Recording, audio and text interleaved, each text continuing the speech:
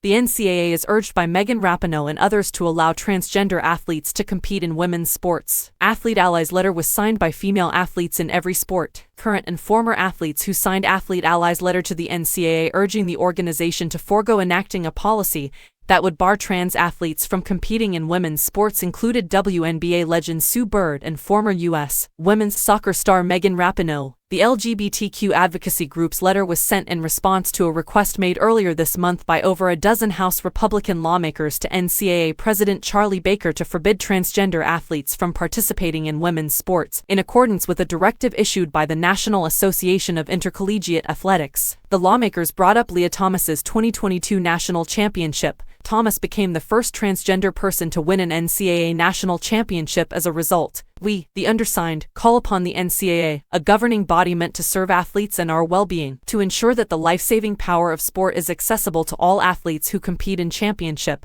and emerging sports at and for NCAA member institutions, including transgender athletes. The letter continued, "It is against the very principles of the NCAA Constitution to deny transgender athletes the fundamental right to be who they are, to play the sport they love, and to reap the well-established benefits of sport for their physical and mental health. You would be seriously impairing your member institution's ability to safeguard and assist their athletes if you prohibited transgender athletes. You would also be purposefully demeaning transgender athletes, whom you accepted a position on the Board of Governors in order to support." After Outkick questioned Dawn Staley, the women's basketball coach at South Carolina Gamecocks, about the matter, the letter referenced her support for transgender athletes. According to the letter, unequal pay, failure to uphold Title IX, rampant sexual abuse and harassment of women and girl athletes, and a lack of equal resources for men's and women's teams are the real problems that the fight for fairness in women's sports ignores.